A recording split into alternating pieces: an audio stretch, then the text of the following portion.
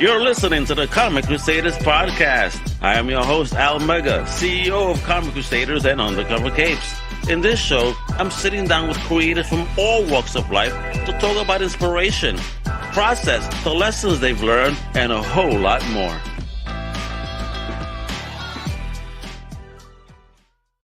What up, everybody? Welcome to a brand new Comic Crusaders Podcast. I'm your boy, Al Mega. Thank you one and all for tuning in today because we have a very special guest. I mean, homie is amazing. He's a maker of comics. He's a writer of words. And homie sent me a story just a few minutes ago that I read that had me emotionally fucked up, folks, on some real shit. Who am I introducing? The only man over here right now that had Al Mega almost in tears in the comic book, the one and only Mr. Alex Schumacher. What up, kiddo? How you doing? Hey, Al, how are you? I'm doing great, bro. Thank you for making me get all emo before the show. I'm like, damn, bro, I gotta make sure my eyes ain't right, cause shit. That's what I do. You know, they say play to your strength, so I make people sad, and I found I do that well. Folks, he's not lying. I'm not lying. I mean, he talks about life experience, and the experience that he shared with me, and that story is something that again, on a personal level, it's things that I've been through. Yeah. So it's like it really made me reflect and think. I was like, holy shit! I like I said, like I told you in the backstage, told to wifey, I'm like, yo, this story is so sad. You got to read this because with everything going on in the world, that's the last thing I need right now. yeah, I can imagine right now the last thing you need is something that's more depressing. But Al, bro, that goes to show your talents, though, because when a writer's able to make someone feel on that level in a story, it's a testament to your skill. So thank you for that. Now, thank you. Before we get into that whole building of those skills and how you're here today, Comic Crew always got to know the origin story, if you will. So Al, Let me know, where you from, OG? Yeah, it's a fairly unremarkable story, but I'll be happy to regale you with my banalities. I was born in LA originally. My folks split when I was about 4. So we moved up to Salinas. Shout out Salas. Still within California. Yeah, still in California. It's kind of an ag town about 20 minutes. And you said that's so Spanish, Salinas. I was like, oh, creo que sí en Salinas, compa. Epa, look at that. Way. I'm a little rusty on my Spanish, but look at you. You know accent on that. Love it. Yeah, growing up around that culture honestly was a huge deal for me because it's such a beautiful. The traditions and the culture itself are amazing, and the food is slamming. The food's great too. I mean, I didn't want to go there first because it sounds very superficial. But don't worry, man. As a Puerto Rican, I'll tell you, I love my Puerto Rican food and my Caribbean food. Yeah, man. I can say I know good Mexican food. I feel like I can say that and be accurate. But we moved up there because my mother's parents, my maternal grandparents, were in Salinas. So it was for the familial support and being somewhere that was somewhat familiar. And it was at such a young age. Yeah, absolutely. And we weren't privileged in the wealth sense. We weren't affluent, but we always had what we needed. Like most Latinos, yeah. There's a lot of there's parallels. Class. We're working class, though. There's, that small percentage of successful Latinos is even smaller than successful people in the world. So even within our community, isn't even a smaller number at the end of the day. Yeah, and so I found that there were a lot of parallels between myself, the Jewish community, and the Latino community. My brother, I grew up in Brooklyn, right next to Williamsburg. There you go. And I love my people out there. And you're right. We've gone through many of the same struggles. Yeah, we have. And so it was something that I felt very connected to early on. So I grew up in Salinas, and when I was about 23, so after high school, I'll back up a little. Yeah, please back up because I need to know. It's like, how did you get into any of this culture? Did it happen as a kid? Or you telling me it happened after 23? Like, damn. No. Well, there is sort of an incident. So I'll go through when I was about When I was a kid, my grandparents gifted me with the Smithsonian collection of newspaper comics. So that was my first love. Was like Ooh. the funnies, the newspaper comics. Ooh, People me like too. Roy Crane and Dick Gold, who did, Chester Gold, who did Dick Tracy, Walt Kelly, all those classic guys, Schultz. So I fell in love with that, and I did kind of discover comic books when I was a little bit older, maybe 9 or 10. So I always loved drawing, and I think most kids do. There's just, the majority of kids grow up and realize that they need something that actually makes money and is a little more lucrative. And then there's I was a hell of a Voltron artist, I'll tell you that much. I could draw Voltron out the ass as a kid, but now, okay, I'm not that good, but I could draw him out the ass. Though. That's probably the only character to this day I could probably still draw. Yeah, well, hey, that's still something. So when I was about 7 or 8, my father was a commercial artist, and not an incredibly successful one, but he had the skill set for sure. Okay. And when I was about 7 or 8, we were still doing visitations. My mom would take us down to LA. And when I was about 7 or 8, my father, basically told me that I didn't have the abilities or the innate talent to be a cartoonist. When I was 7 or 8, I don't think. Wait a minute. This is your own dad telling you? This is my own father. Yeah. Yo, you know what? No disrespect, but middle finger salute, bro. I would have done it to my own dad. You could disrespect him. It's fine. I don't. Yeah, because that's not right. No father should ever tell their child that shit. Especially at 7 or 8, when all of those skills are still, kind of primitive and developing. That's, there's no need to critique it. I have a middle brother that was drawing at that age. And I'm like, oh, kid, you're amazing. I wish I could. To this day, I still have a picture in my collection somewhere of that he drew the mask when he was like 6 or 7 years old. Oh, wow. Amazing. And, and I always show my parents, look what he was able to do even then, I always support that. He was getting picked on because he was lefty. My father was like, no, you can't be lefty. You got to be righty. I'm like, what do you, anytime he leave the room, I say, go use your damn left hand. Don't listen to his ass. It was ridiculous. I remember that in elementary school too. But I digress. There you go, folks. I'm not a lefty. Shit happens, but you're not, but you know what we're talking about. Like, I know exactly what you're talking about. So, people, it's a real thing. Look it up. It's like people were racist against lefties. Like, what is wrong with that? Yeah, I mean, it's a similar kind of discrimination for sure. It is. So that happened, and I actually stopped drawing for a long time, and I got more into music. Playing how long was your break? From the age of 8 to about 21. Holy shit! So he destroyed that. So there's some real foundational years where you're supposed to be honing those skills and abilities that I completely missed. So when I got back to it in my early 20s, I was kind of starting from square one again, unfortunately. But so that happened, and I was playing music throughout my teens, throughout high school. That's what I really what type of music? What you got into, man? What are your groups, bro? Talk to me. My first love as far as playing music was punk. So I was into the Bay Area scene at the time, the Gilman Street, Rancid, and all of those groups, Operation Ivy, all those groups. Did you see them live? I never saw them live, unfortunately. No. Okay. But I got really into Green Day too, so that's the one that's always that I look back on now and is like, okay, I clearly didn't know that much about the history of punk rock at the time. but it was through those bands that I found things like The Clash and Stiff Little Fingers and Bad Brains and The Cramps and on and on and on.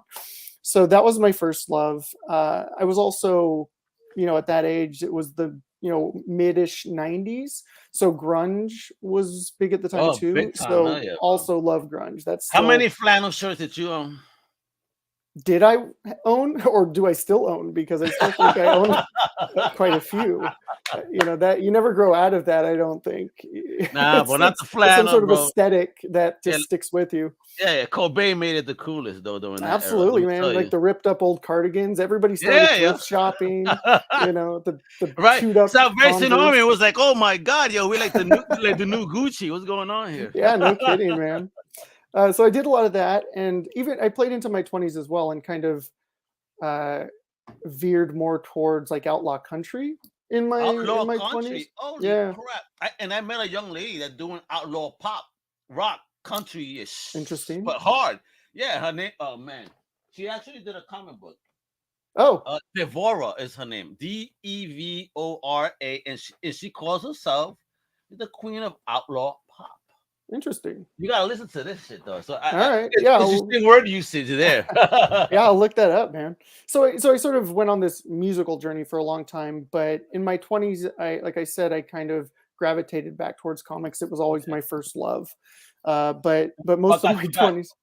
What got you back? It was, it's kind of a funny story. It was Chasing Amy by Kevin Smith, who, he's okay as a director, but that movie in particular was about comic book artists. And so the artwork in that movie was done by a fellow named Michael Allred, who ended up, this was kind of pre-internet, so it was a little harder to find out who did the artwork at that time. I hear you, but yeah, folks, that there was a time we didn't have internet and we had to do real research. Old. Yeah, exactly. Although look at you, bro. How the hell do you not have a white hair on your head and you're talking about all these groups? It's the lighting. You just can't. It's because I'm blonde. That tends to obscure the white hairs a little better. Damn my Puerto Rican black hair that just turns white. So through Mike Allred, I found Madman, which was one of the big comics that he did at the time, and then kind of all of the indie places, SLG Publishing, Fantagraphics, Drawn in Quarterly, all of these beautiful, slice of life. I love what you're mentioning right now too, because you're not even mentioning any big two shit. It's like, I fell back in love because I found something that was so outside of that. Yeah, well, the thing was, as a kid, when I saw the books by the big two, the artwork was kind of drowning in line work and inking. It was Jim Lee and Todd McFarlane and all these people 90s, who I knew I would never be able to draw at that level. But when it was art over writing too. It was. And so when I discovered all these indie places in my 20s, there was just this light bulb that kind of went off, and I had found my niche, as far in so much as like comics were concerned. So I got back to creating that. My 20s were kind of spent trying to be a syndicated cartoonist, though, doing comic strips. Okay. So even though the indie publishers brought me back, I still wanted to pursue that syndicated cartoon. You wanted to get on a nursepaper or something, have that type I did. Early on. Because again, your grandparents blessed you with something amazing early on. Absolutely. In life. So that seeded that. Absolutely. And so, with my business acumen, I got into syndicated cartoonies just as the print circulation was in a nosedive. So it was not a great time to try and be a syndicated cartoonist. And so later on in my 20s, I kind of went back to comic books.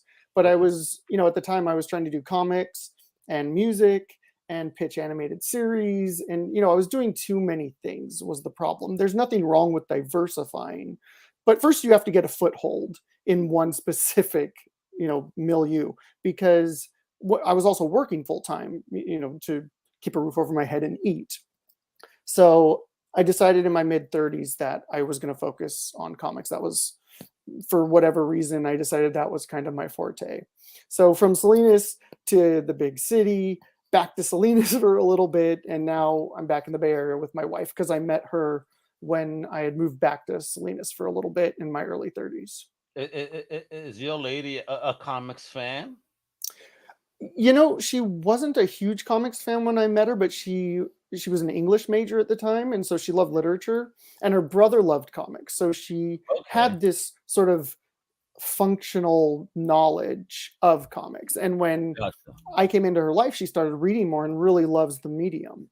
Well, so awesome. She's a comics fan now, I guess. All of a sudden, now she looks at her brother and say, "Okay, you were cool all this time because my husband does this." it actually got to a point. We haven't bought comics regularly for a very long time, but when we first got together, we were for a little bit, and she was outspending me when we went to our local comic shop.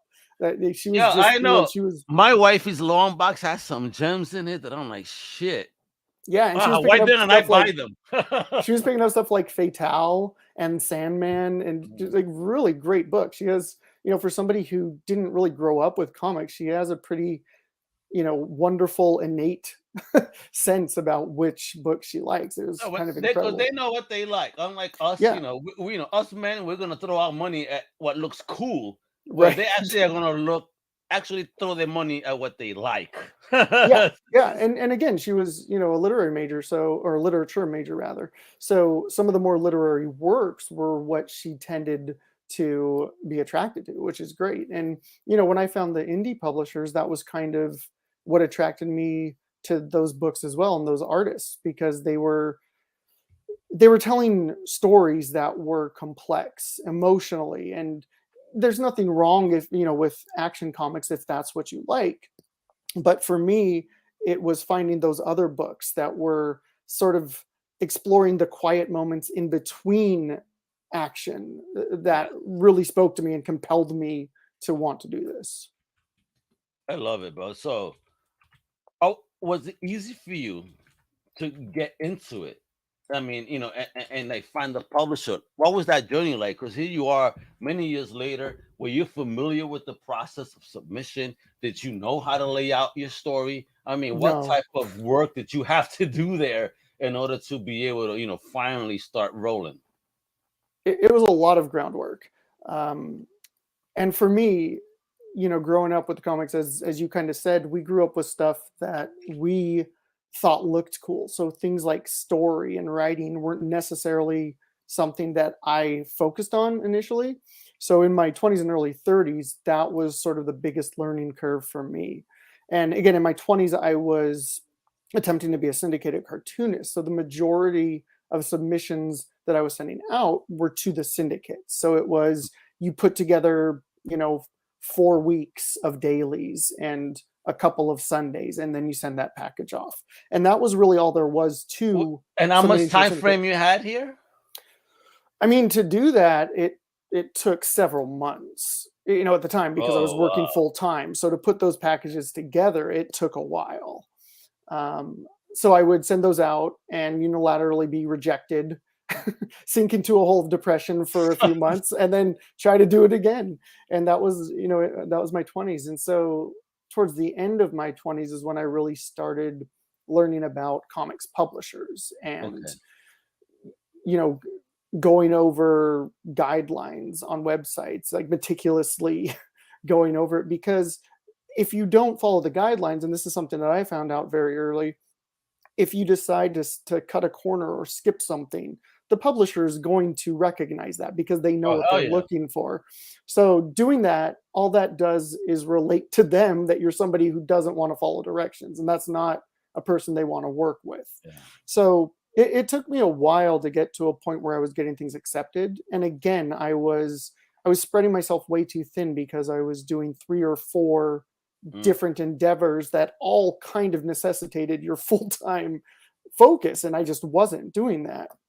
So when I was about 35, like I said, that's when I really started focusing on my writing, you know, getting back to basics, reading a lot more novels and comics, just anything I could get my hands on. Because I think that's one of the big mistakes that, you know, younger writers or beginning writers make, is they think if you just read comics, that's more than enough to give you the education that you need, which it's not. You need to be far more well-rounded than that. And you need to read books that teach you about creation of comics, writing, format, you know, construction. I mean, it's an education. And again, it's a low-cost education. These books are inexpensive. If you have a Kindle account, some of these books just cost you 99 cents. That's it. Yeah. And, you know, it was funny because I decided to forego college, and, you know, like I said, much to the chagrin of my parents. Me too, my brother. Me too. Yeah. I'm not no college graduate. No, so the education that I received was all, you know, in practice, you know, School of Hard Knocks. Yeah, absolutely. And getting involved with the Cartoon Society and the Cartoon Art Museum when I was up in the Bay Area. Oh, word. So wait, they have a Cartoonist Society out there in Cali too? Because I remember when I lived in New York, we had the Cartoonist Society right there, and that was one of our customers for a job that I worked in. Like, cool. I was dying to be sent there. Like, let me drop something off there, please. Right. Anything. Please let me drop off the bill. Just to admire the artwork. Yeah. Yes. You know, that there is so it's a national organization, but there are regional chapters. Yeah. So I got involved with the Northern California regional. How easy was it to get involved? Well, and do you recommend that for creators? I do. I was lucky enough to be introduced to a gentleman called Maury Turner, who unfortunately has passed, and he passed, you know, a while ago. But he was a creator. Yeah, may his memory be a blessing. And he did a comic strip called The Wee Pals, which was the first integrated comic strip back in the 60s. Oh, So wow. he was a black man who faced adversity and, you know, people pushing back against him because it was before the civil rights movement that he was trying to get in. So this is a guy who kicked the doors open for a lot of creators of color. Oh my God. Say his name again. Say his name again. Sure. Maury Turner.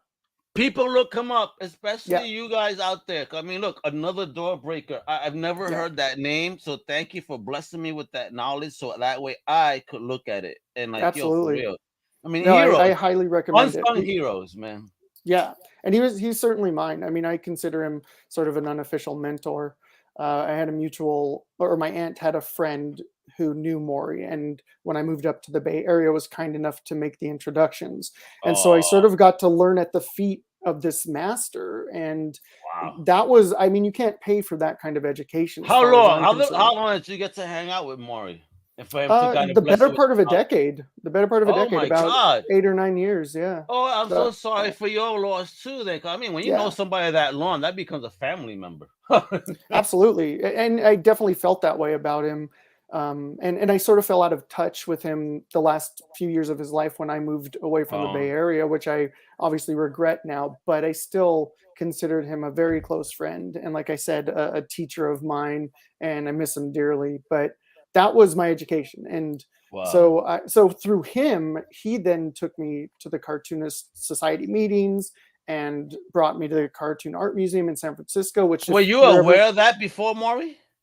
No. Okay. No, He really blessed you with some knowledge. Like, you need to be involved in this, that, the other. Wow. For sure. I mean, I was a small town kid, man. I barely knew much of anything. So when I moved up there, like I said, that was my education, and it was substantial.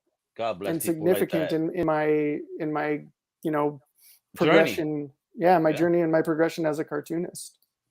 Amazing, yo. So how was it when you first landed that real first op? You know, in your journey. When they said, "Yo, Toma, we got you." The first big one. I mean, it's kind of amazing when it happens and you're a kid. So through the Cartoon Art Museum, I started going to things like Comic-Con in San Diego because I would go exhibit with them, and I'd get in for free and then be able to network. Did you do conventions prior to that? Not really, no. I mean, I went to, there was WonderCon, which still happens in Anaheim. Yeah. But it was happening in the city at the time that I was there. So it was very easy to just go to that one. So I would go there sometimes, and the Alternative Press Expo, which was a wonderful indie show at the time. But then I started going to San Diego with them, and that was kind of an eye opener. That was something to behold. You were like, whoa! What year was that? First time I went was 2004, I think. So it was right before it exploded. Because I remember early days. I remember walking into a panel for Constantine, which, if anybody remembers that movie with Keanu Reeves, with Keanu, we waltzed right in, and it was in the big hall, and we just waltzed right in and got a seat. Yeah, whereas nowadays you have to wait, 2 days in line to get into one of those panels. I got to go to San Diego in 2019, and that was the year that the Hall H was doing all the movie announcement, which included the Blade announcement. Yeah. Let me tell you that my boy got online at 10 a.m. and I just looked at him. I said, "Bro, this is a waste of time if I have to stay here. So I'm going to go network. And if the line moves along, you tell me when you get in, and I'll run down." Yeah. So here I am, brother. The floor was ignored. I am approaching Brian Pulido. I mean, I'm approaching Gail Simone. Yeah. I'm approaching all these big people. And I'm like, "Where's everybody?" And they all look at me, Hall H. Like, wait, like, mother efforts, right? But and then my boy calls me, "Dude, there was like over 5,000 people in that MFR. Still people waiting to get in. I was lucky I got a corner because I don't know why he sweet talked this security guard. I don't know what he did. So whatever he did, thank you." I walked in. You don't need to know, but you thank him, yeah. Yeah, I don't need to know what he did because she opened the door for me and said, "Yeah, come in." And all these people looked at me like, "Who the hell is this guy?" Right. I'm like, okay, I'm walking this jackass just walking in. Yeah. Yo, bro, let me say, but you're right, man. I mean, people were camping out for 2 days because we went every day. for that weekend. And it's like, yo, it's wild. What a wild experience for is. me. I've done New York, I've done Massachusetts cons, I even did MegaCon here in Florida now. Nothing compares to San Diego. No, I mean, that's kind of the big one, especially now. And I mean, at the time when I started going, it still was sort of the mid aughts. And like you said, I mean, that's where I started networking. So I ended up meeting a guy, Sean O'Neill. I'm gonna get his name wrong. He was in Arcana Press. Sean O'Reilly. Okay. That's it. Okay. He did Arcana, and they hired me to complete a book called The Unemployment Adventures of Aqualung. And it was an 88-page graphic novel. It was my first big job, my first big paying job. And I was ecstatic to have received the opportunity to do that until I realized the scope of work that actually went into it and got my deadline. So that was my first. Wait, so how was that deadline like? Can you elaborate on that? Was it really short? It was really short. I mean, shorter than even normal. I think I did 88 pages in something like 5 months, which is an insane timeline to produce that amount of artwork. But it was what I believed to be kind of my stepping stone to my future. And this happened in 2013, so that tells you everything you need to know about how that worked out. Okay. But it was still something, to put on my resume. And Arcana was a decently sized independent company at the time. I think they mostly do animation now, but they were producing a lot of comics at the time. So it was a wonderful opportunity. Licenses are now going to other places too. Right. So it was a great opportunity, and I took it, and it led absolutely nowhere. but it was okay. I mean, it was a learning experience for me, and that was the biggest thing that I think I needed at the time, was a real, experience in creating comics and working with a publisher. So that was my first big job, and that, like I said, that was 2013. So I got a couple of little gigs after that with some other publishers, but then I decided to take a couple of years off, focus on my writing. I really wanted to tell my own stories.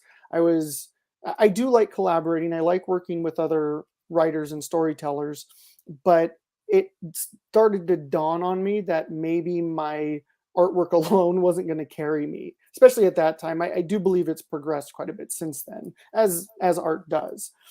But I decided I wanted to tell my own stories. That's what I wanted to focus on. So I kind of went back to basics, like I said, really honed my writing craft, and started doing a webcomic called Decades of Inexperience in 2015, which ran for 5 years. Through a publisher called Antics Press. And I'm still good friends with the editor, and we're working on some other things now, which are, sort of to be kept under wraps for the time being. Keep them bridges, people. Keep them bridges. Absolutely. Yep. And even though Arcana wasn't the, pinnacle of experiences with publishers, I still, kept, I didn't burn any bridges. You met good people, I'm sure. Yeah, absolutely. I mean, again, the sometimes it's not all the people's fault. It's just some things happen, but you meet good people in that journey, I'm sure. Yeah, absolutely. And even the bad ones that you meet, I don't see, any real point or value in, speaking ill of them or making enemies. I mean, there's no point in Preach. That. Yeah. Preach. So you can ignore don't them. burn bridges. You just ignore it if you don't like it. Let them do them. Let them sink their own ship. Exactly. So the Decades of Inexperience led to Mr. Butterchips with originally it was with a literary magazine called Drunk Monkeys, which is not quite as contrived as it sounds. Yep. But that's who it originally ran with. And hey, there he is. It's called Drunk Monkeys, and it's a monkey. Talk to me. It's a monkey. It's who a drunk is Mr. monkey. Butterchips? It's a drunk monkey being published by Drunk Monkeys. And so it ran monthly for about 4 years, from 2016 to the beginning of 2021 last year. And which at that point, so that's the official t-shirt. So I'll talk about that too. So in the beginning of 2021, I was talking to Dan Votto of SLG Publishing. And like I said, they were one of the first independent publishers that I kind of discovered in my early 20s, kind of my bucket list, definitely one on my bucket list of publishers to work with. Oh, wow. So I had gotten to know Dan a little bit because I helped with one of the last alternative press expos in 2017. And so I wanted to do a collection of Mr. Butterchips. the ones that had been published by Drunk Monkeys. And so he was all for it. He put the collection out. I got some promotion through your friend of the show, Melissa Mazzaros. Hey, big yo Mel, yo, shout out Don't Hide PR. Yeah, Don't Hide PR.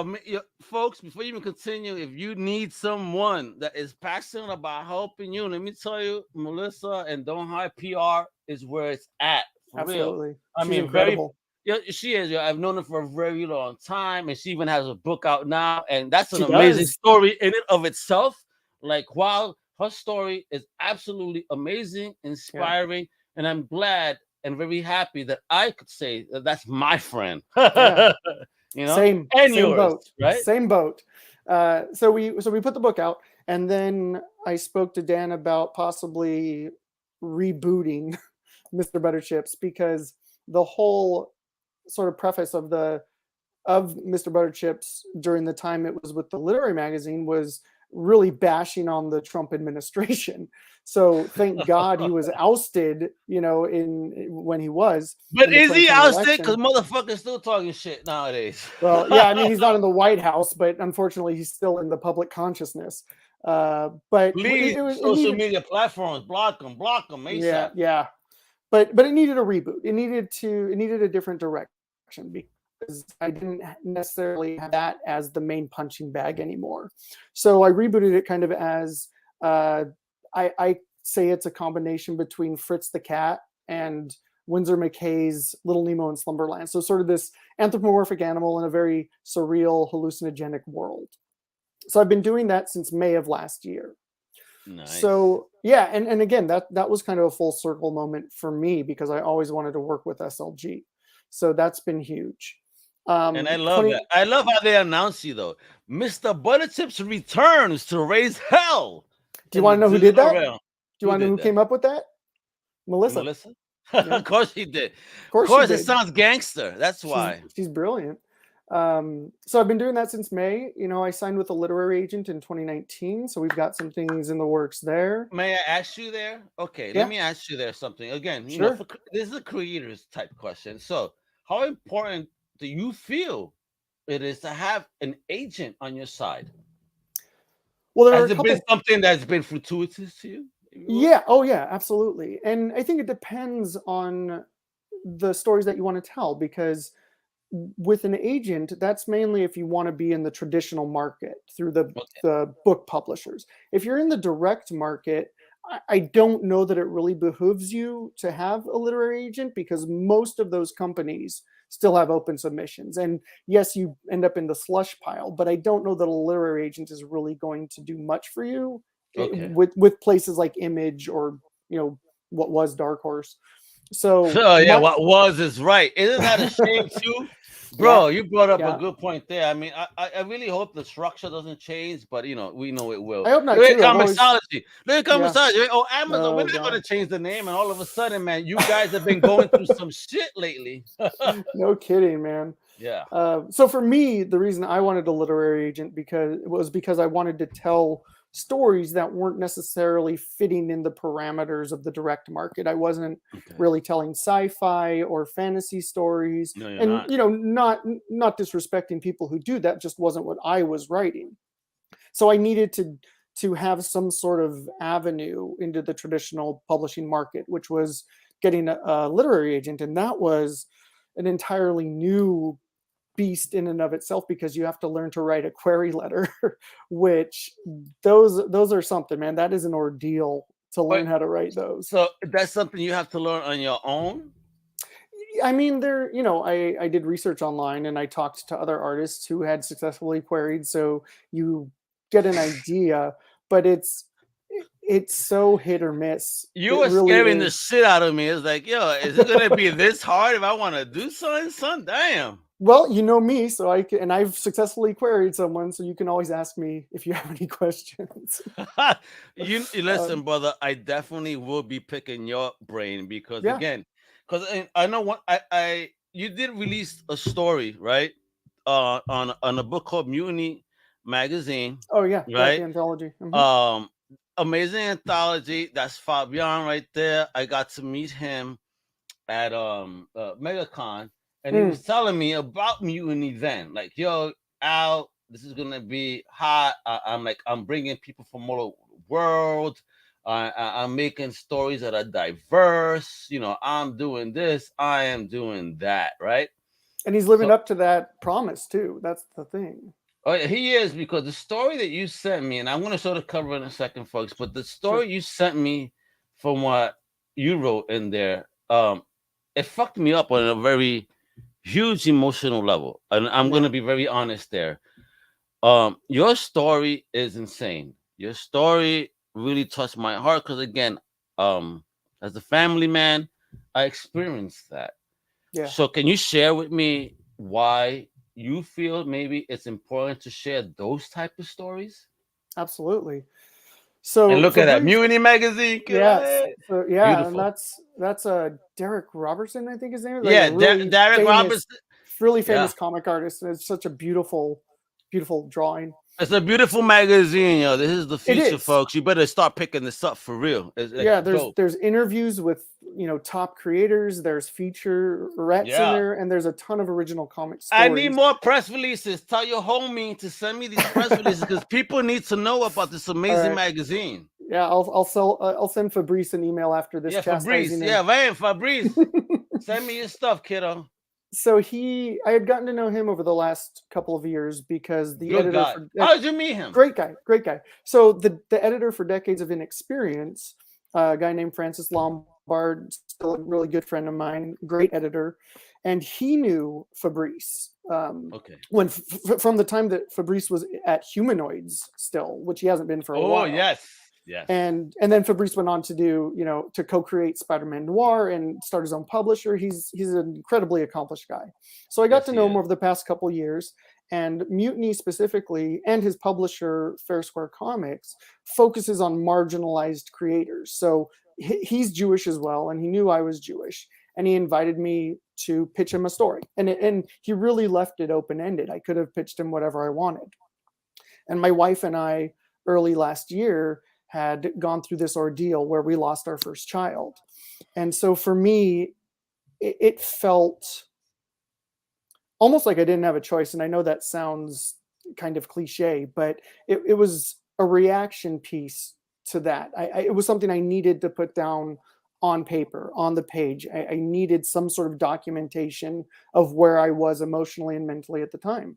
So I wrote it and I sent it to him, and it took him a day or two to write me back, and I'm sure it was just because he was busy. But of course, in my mind, no, he was crying. Being the obsessive guy that I am, I'm convincing myself that he hated it and he doesn't want to publish it. But he wrote me back a few days later, and it was quite the opposite of that. He said how much he loved it and felt that it was a necessary piece to put out, not just in Mutiny but in the world, which I greatly appreciated coming from him. So that's what happened, and I did the artwork and had my colorist do the colors on it. A guy named Alan Ferguson, who's wonderful. Can I understand something here though? Because sure. The story again, like I told you, fucked me up. You have a particular line here: a sibling, not intended to replace you, but to honor you. I mean, that fucking line right there was the one that broke my heart. Because I was like, damn, that's it right there. And because my why did why did you use balloon heads too? I need to know. Okay, so first thing, it was that line came from my wife and I discussing trying again, and it occurred to me that. Well, God bless you, ladies, too. Indeed, absolutely, sorry, guys. Yeah, and it just dawned on me that it could feel like you're doing it to replace the loss. But I wanted to make it very clear, I guess, maybe just for myself even, that that's not what we were doing. It was because we wanted a family, and she'll always be our first child, always.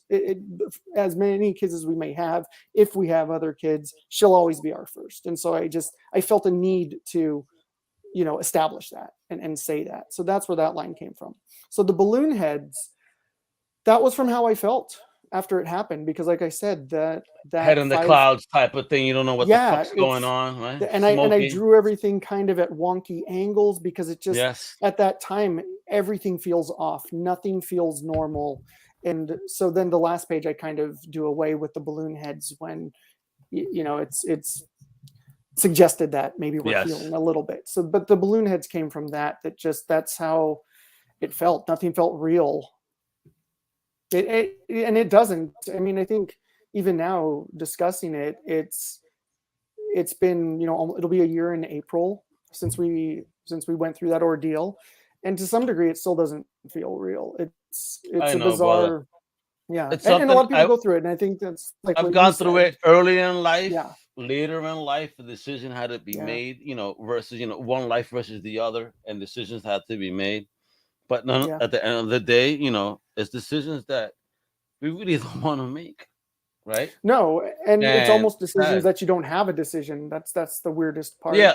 Doesn't that suck when you have a let's call it the non-decision, right? Yeah. It's here's your option, but you really have no choice. Right. Well, I mean, the option is your wife dies or your child dies, essentially, and to some degree. So it's not really an option. And for us, my wife ended up going into preterm labor. Because she had appendicitis, and then that led to preterm labor. So we really didn't have any choice in the matter. Oh my God. So again, that reaction piece was something that I felt was necessary for me. And I had discussions with my wife about producing that because it wasn't something. How did she feel about the story? Because again, we're talking about your lady. This is a very personal story. Absolutely. And the fact that you're laying it out. So God bless you for having the courage to even lay out a story like this publicly. But, how did she feel? I attribute that to her, honestly, because she was okay with me telling the story. And, it was one of those things that I wouldn't have been comfortable just submitting it or putting it out into the world if she hadn't given the okay to do that, because it's not just my story to tell. It's both of our stories. And I needed her to be okay with it. And she was. And again, because it was more of a reaction piece than discussing the specifics of what led to that. So I think that may have softened the blow a little bit of creating that story. And all I'm going to show people is this little page right there, memory box, folks. All right. That's all I'm going to show you. All I'm going to tease you with, because you got to get Mutiny Magazine and read this amazing story. But right there, written and illustrated by him. Colors by Alan Ferguson. Talk about Alan. How'd you meet Alan, man? How'd you meet a compa in this, yo? Yeah, that's my boy, my compa. So I was introduced to him by one of the founders of Drunk Monkeys magazine, the ones who originally published Mr. Butterchips. It's, I believe, a cousin of his or an uncle, something. I'm getting it wrong. Sorry, Matt. But he introduced me to Alan so Alan's actually retired from his day job, but he's done graphic design work and coloring for a large portion of his life. And when I saw his colors and how they complemented my line work very early on, it was something that it was somebody that I knew I wanted to and needed to work with. And thankfully he's enjoyed the work that I've done enough to sign on to most of the things, if not all of the things that I've asked him to color. So Alan's a wonderful colorist, Alan Ferguson. He's not on much social media, but a very, very talented guy. And I'm lucky. That's all right. Keep him as your secret weapon. They don't need to That's my plan. Yeah. I'm not giving out his email address. None of you can have him. None. Get out of here, bro. Alan belongs to Alex. He's mine. Yeah. Very possessive of my colorists. Hey, bro, it is what it is, man. Because when you got somebody that does amazing work like this, and again, I mean, you're doing amazing work. So is this what we could keep seeing from you, my brother? This very slice of life, very personal pieces. Because again, bro, this one fucked me up. I'm almost scared to read anything else you do because I listen, Almega's gonna admit right now, because of my experience, the story really made me tear up. Yeah. And this is why I turned to my wife, like, you need to read this. Yeah, I mean, I think writing and telling stories in any capacity is about affecting people and connecting with people. And if those are people who have an immediate connection because they've gone through a similar experience, great. If it's somebody who can just empathize and appreciates it. That has a heart. That has a heart. Yeah, that's great too. So yeah, I mean, that's mainly I've moved more into that sort of genre of slice of life. So do you enjoy that a lot more than when you thinking of any superhero shit? Personally, yes, I do. And again, no disrespect to people who like superhero books or and which is the fine thing. Again, listen, comics are for everyone, and we need to have diversity in content. Yes, it can't just be superhero. It can't just be spy action. Sometimes we need this slice of life, like listen, a reflection of what we've experienced. Well, and that's the interesting thing about the history of comics, not to go on a different tangent, but when they first started, it was superhero books and, books about war and romance books. And at one point in North America specifically, it just bottlenecked into superheroes. Yeah. And so now it's starting to diversify a little bit again. So, which has been really nice to see. And thanks to SLG, Fantagraphics, Image. Absolutely. Even Image stepped outside the superhero universe and said, what would happen if we did noir? What would happen if we did this? What would happen if, thanks to publishers like that for, taking the initiative to offer alternatives to superheroes. Absolutely. And having the chutzpah to do that. You ain't lying. No, just like not even caring and wanting to publish stories that they believe in, which is a wonderful thing. And like you said, I gotta say something, Alex. Though you say chutzpah, and I always find myself using Yiddish terms too as a Brooklynite. From you're from New York, so of course. I'd be using the spiel and a whole bunch of other words, and my boss. I worked with a Jewish boss. When I started using the words, he would look at me. He goes, "Where did you grow up again?" Yeah, well, that's the thing is I think the East Coast, it's very easy to believe that natural Yiddish is in your lexicon from an early age. It is again because again I had the Hasids, the Hasidic Jewish folks delivering stuff and then talking to me and then also bringing a piece of chocolate cake. I mean, damn. The bun cake? Was it bun cake? Oh my, that's like the Jews' big thing. Yeah. Yo, my dude, bro, my dude. when my first vendor brought that to me and said, Alex, I appreciate your help here. I said, what's this? He goes, you're going to love it. You like chocolate? I said, yeah. He goes, you're going to love it. All right. Oh, my God, bro. I fell in love. Changed your life, huh? Woo! Let me tell you, kiddo, that's dangerous shit. You don't want Omega on chocolate and weed and beer. It's horrible. Anyway. That's kind of the best combo, though. It is. I mean, you wouldn't be able to have this conversation if you were on all of those three at the same time right now. But but with that chocolate, boy, you'll be talking tongues. I'll tell you that much. Though. Oh, that's some real shit, bro. That's some good stuff. We Jews know desserts, man. Like there might not be a lot of things that we're great at, but I'll give you that. And I remember, bro, not for nothing too. I remember when I worked at a job in Queens, and we had Jewish bosses, and it was like the holidays time. They're like, let's drink some Manischewitz. I said, what is that? I never knew terrible wine. That's what it is. It's terrible, but damn, did it get me tipsy? Holy shit! Because I hadn't drunk it before. I was like, damn, is this it? This is Jewish Cisco. Basically, that's a good point. I never thought of it like that. But Jewish Cisco, bro. It'll fuck you up, but it's trash. I love it. So, bro, what else we got coming, bro? What else we got coming? I need to know, where am I going to be throwing my wallet at when it comes to the Schumacherverse? Yeah, absolutely. And everybody should, by the way.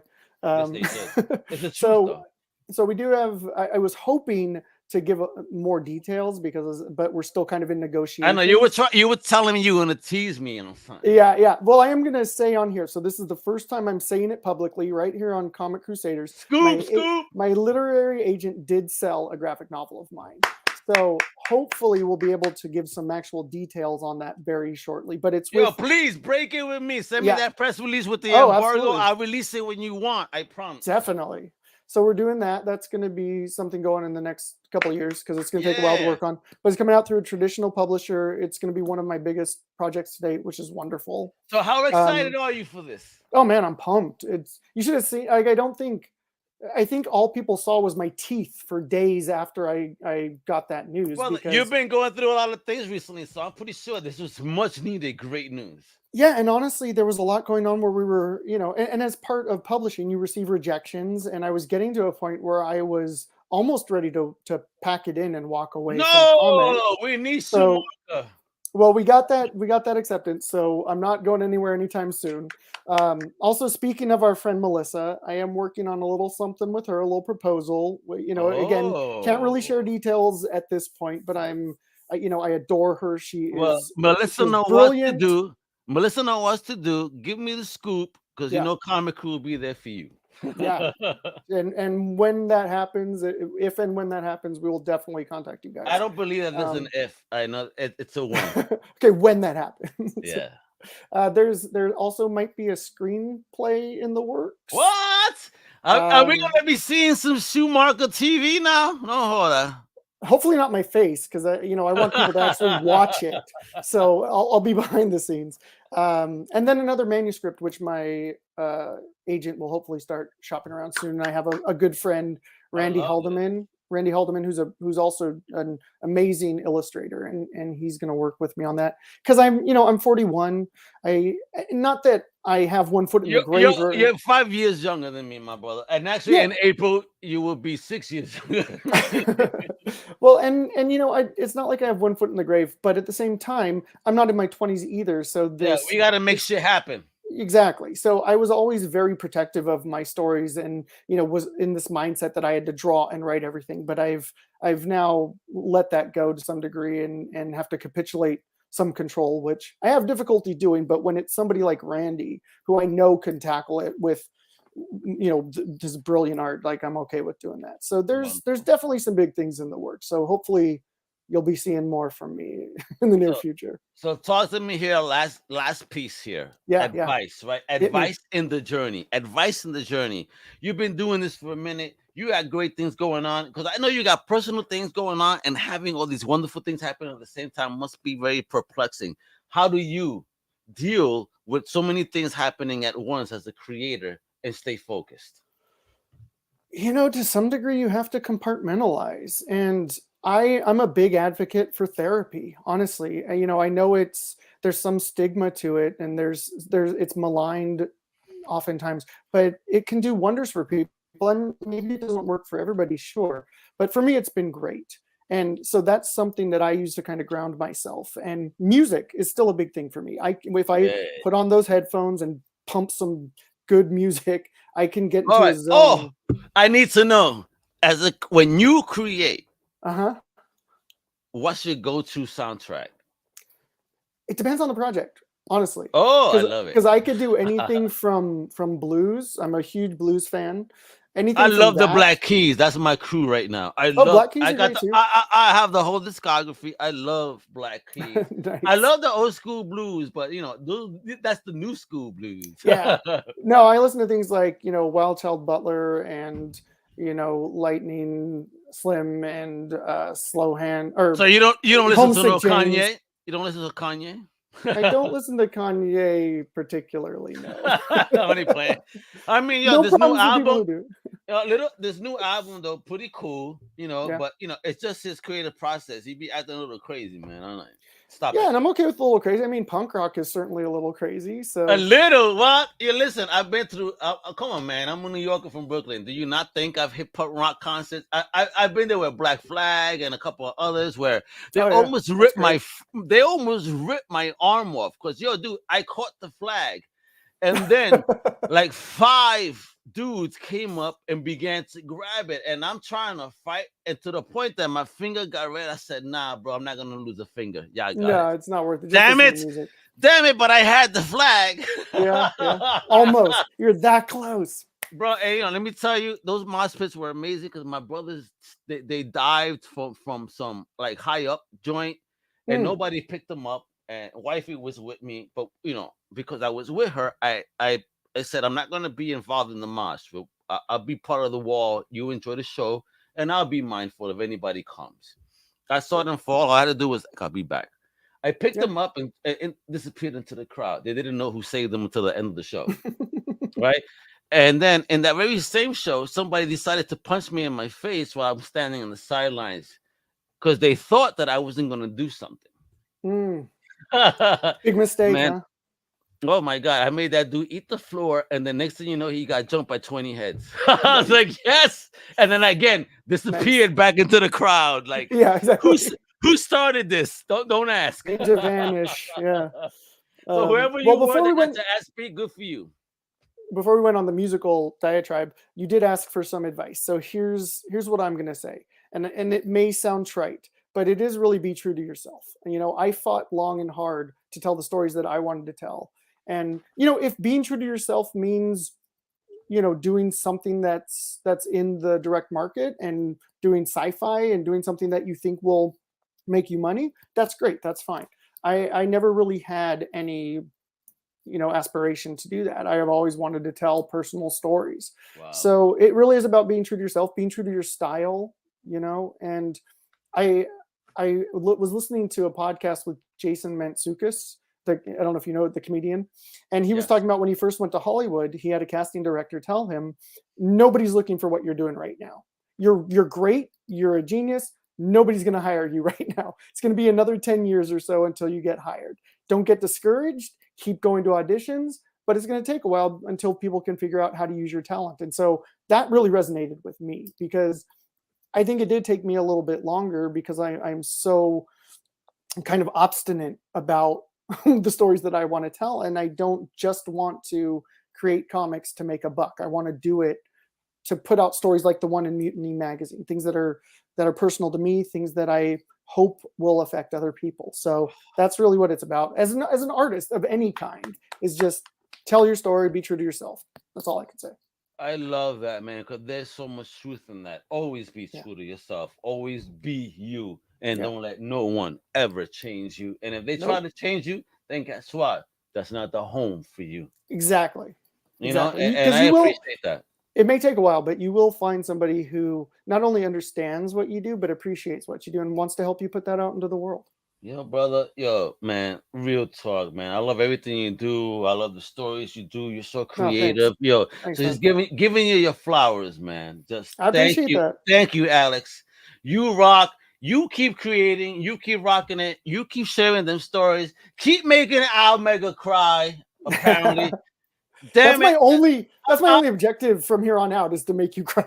Yeah, let me tell you, keep sending me those stories. I'll be honest, because that's real talk. That story from the Mutiny Magazine, because and just in real life, I've gone through that. It reminded me and brought me back to that place, and I had that emotional moment, and I was like, shit, I haven't read a comic book in a couple of years. That made me feel this way. Like, holy shit, it made me reflect. I mean, I don't get that often. I always try to read fun books. But when you find something that makes you reflect, holy smokes, is that powerful? So just thank you for reminding me. Well, I appreciate that, my friend. And not just that, though. But much love to you and your lady. Thank you. And I hope we get that sibling real soon. Me too. Hey, all right. So, the sibling. Exactly. You rock, bro. So, folks, I've been sharing this throughout. Please visit the website at Alex Schumacher Art. I know Schumacher, you guys may be confused on the spelling, right? SCHUMACHER. Okay? Schumacher. So, AlexSchumacherArt.com. And you can visit him on Patreon, on Twitter, on Instagram at AJ Schumacher Art. Same spelling, folks. Keeping it simple. SCHUMACHERART. So, follow him on the social. Keep appraised of his works, because for real, you guys will not regret it. You're gonna love it. You're gonna go to Al Mega and be like, "Shit, I cried too." I'll tell you that much. That's the promise. So, with that, Alex, thank you so much for tuning in. I appreciate it. It's absolutely my pleasure. Absolutely, bro, you rock. Bro. I know we rescheduled once, and I hope everything's good with the lady, because I know what was going on. So I hope everything's fine. God bless you and yours. And with that, folks, you know what to do. I'm Al Mega. The outro tells you everything you got to do. Thank you for tuning in. Hasta la próxima, mi gente. Much love, yo. Thank you for listening to the Comic Crusaders Podcast. If you like the content, please subscribe and turn on notifications. Also, please visit comiccrusaders.shop and our extended podcast family over at undercovercapes.com. And also, make sure to download the Comic Crusaders app on the Google Play Store today.